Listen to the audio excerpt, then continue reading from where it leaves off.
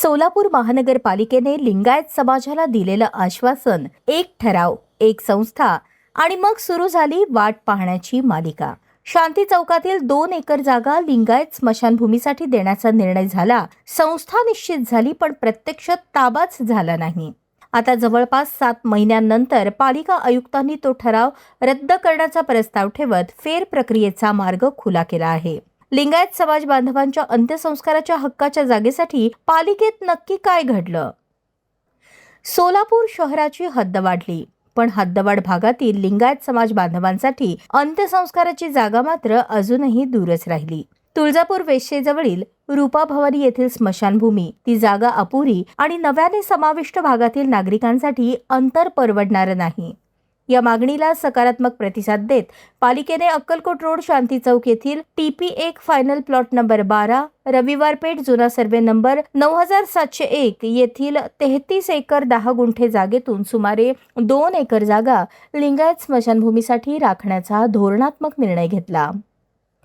उपायुक्त आशिष लोकरे यांनी 11 ऑगस्ट 2025 रोजी हा प्रस्ताव तयार केला. प्रशासनाच्या उपसमितीने ठराव क्रमांक 171 दिनांक 12 ऑगस्ट 2025 अन्वये या जागेचे व्यवस्थापन श्री सिद्धेश्वर देवस्थान सोलापूर यांच्याकडे सोपवण्यास मंजुरी दिली, स्वखर्चाने सोयीसुविधा उभा करण्याच्या अटीवर. पण इथेच सुरू झाली अडचण. ठराव झाला, पण सिद्धेश्वर देवस्थान कमिटीने पालिका कार्यालयाशी संपर्कच साधला नाही. जागा ताब्यात घेण्यास कमिटी पुढे आली नाही. पालिका प्रशासनाने वारंवार संपर्क केला. आयुक्तांच्या दालनात बैठकही झाली, पण प्रत्यक्ष ताबा शून्य.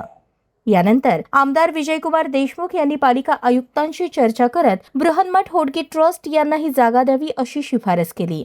त्यानुसार असिस्टंट ज्युनियर इंजिनियर यांनी 2 डिसेंबर 2025 रोजीच्या टिप्पणीत सिद्धेश्वर देवस्थान ऐवजी बृहन्मठ होडगी ट्रस्टला व्यवस्थापन द्यावे अशी विनंती केली.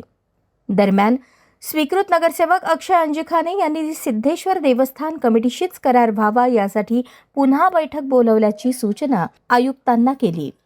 बैठक बोलावली, पण सिद्धेश्वर देवस्थानकडून पुन्हा शून्य प्रतिसाद.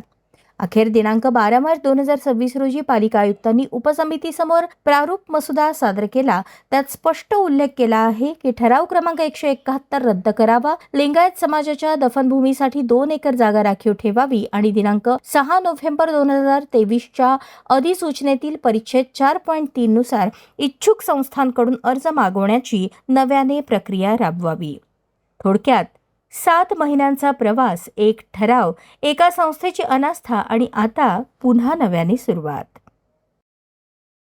लिंगायत समाजातील लोकांना अंत्यसंस्काराची जागा उपलब्ध झाली पाहिजे, हा त्यांचा मूलभूत हक्क आहे आणि पालिकेने ती उपलब्ध करून दिली पाहिजे, हे पालिकेचं सर्वात मोठं कर्तव्य आहे.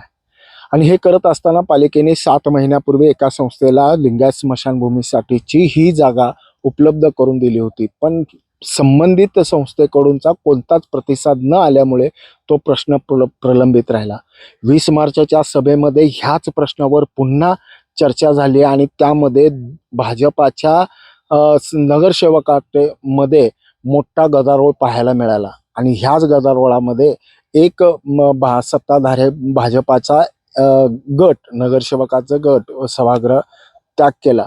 पण येणाऱ्या काळामध्ये ही जमिनीची जागा संबंधित संस्थेला देत असताना कोणत्याही पद्धतीचं श्रेय लाटण्यासाठी किंवा कोणत्याही पद्धतीचे राजकारण न करता लवकरात लवकर लिंगायत समाज बांधवाला अंत्यसंस्काराची जागा उपलब्ध करून मिळाली पाहिजे, इतकीच माफक अपेक्षा आता लिंगायत समाजाकडून केली जात आहे. ब्रेन न्यूज करता यासिन शेखसह मी नितीन पात्रे.